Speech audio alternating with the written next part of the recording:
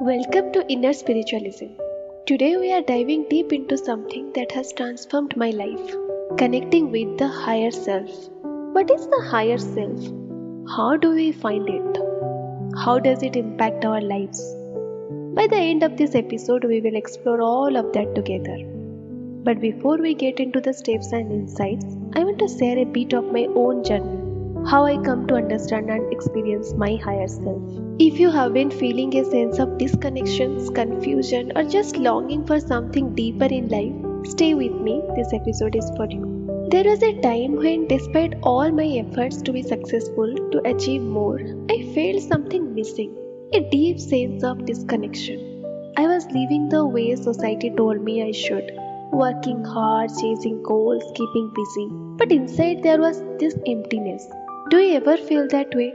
Like you are doing everything you are supposed to do, but something essential is just out of the reach. It wasn't until one day when I just tired. I couldn't keep pretending everything was fine. So I decided to take a day just for myself. No distractions, no phone, no work. Just me and my thoughts. And honestly, it was one of the hardest things I ever done. Sitting in stillness with my mind racing, facing all those uncomfortable feelings. But in the silence, I felt something different. A quiet presence that wasn't the usual chatter of my mind. That's when I first encountered my higher self.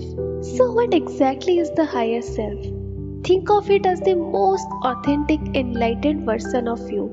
The part of you that's deeply connected to the universe, that holds your purpose and wisdom. It's not clouded by fear, doubts, or ego. It's always there, but often we are too distracted by daily life to hear its voice. When I first experienced this, it wasn't dramatic. It wasn't something booming voice or sudden revelation like that. It was more like a gentle nudge, a feeling of peace and clarity. And from that moment on, I realized that the answer I was looking for externally, whether in relationships, success, or validation, were actually within me all along. So, how can you connect with your higher self? The first step is quieting the mind. Now I know what you are thinking. Easier said than done, right? Trust me. I have been there. When I started meditating, my mind was all over the place. And I also get frustrated, thinking I wasn't doing it right. But here is the secret. It's not about silencing your thoughts completely. It's about noticing the spaces between them. It's all about accepting the fact that thoughts are coming and it's totally acceptable. Initially, meditation doesn't have to be perfect. Just start by focusing on your breath. When your mind wanders, gently bring it back. Over time, you'll notice those gaps, moment of stillness. And in those moments, your higher self can come forward. It's like turning a radio. Sometimes the signal is faint, but with practice, it becomes clearer. The second practice that helped me was journaling. There is something powerful about putting your thoughts and emotion on paper. It's like clearing out all those noise, allowing your true self to speak. I would write down everything, my fears, my dreams, even the mundane things. And often in the middle of the writing, I would uncover deeper truth. It's like your higher self can guide you through your own words. Try this. Ask yourself a question in your journal. Something like, what does my higher self want me to know right now? Then just write. Don't overthink it. You might be surprised at what comes through. This practice has helped me in the moments of doubt and it's a powerful tool for self-discovery. The third step is something that many of us overlook, spending time in the nature. Nature has a way of quieting the mind and connecting us to something greater. For me, walking in the woods or sitting by the ocean always helps me feel more aligned with my higher self.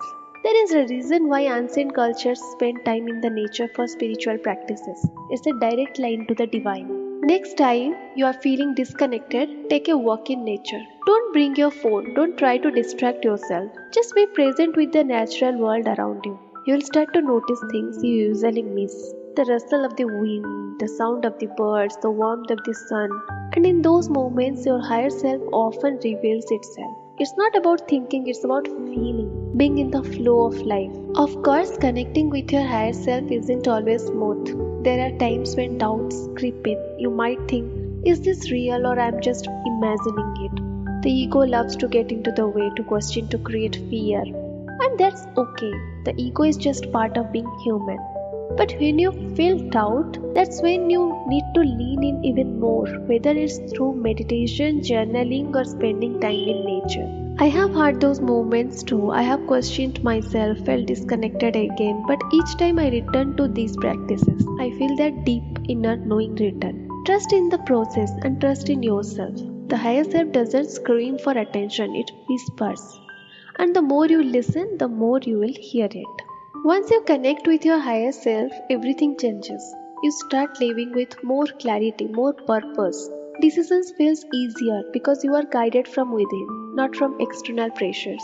Relationships become deeper because you are coming from a place of authenticity. And you will find a sense of peace that no external achievement can give you.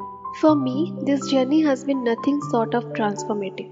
I have learned to trust myself, to let go of the need for approval or to embrace my true path. And that's what I want for you, to live in the alignment with your deepest self, guided by your higher self. As we wrap up today's episode, I encourage you to take the first step toward connecting with your higher self. Start with just 5 minutes of meditation, pick up a journal and let your thoughts flow. Go for a walk in the nature without any distraction. Your higher self is waiting for you. It always has been. You just need to make space to listen. Thank you for joining me today on the Inner Spiritualism. If this episode resonated with you, if you felt that inner stringing, and be sure to subscribe, share and this podcast with someone who might needed it. And let's continue walking this path together. If you want to know more about any topic, you can write in the comment section and we will try to make a video on that. Thank you.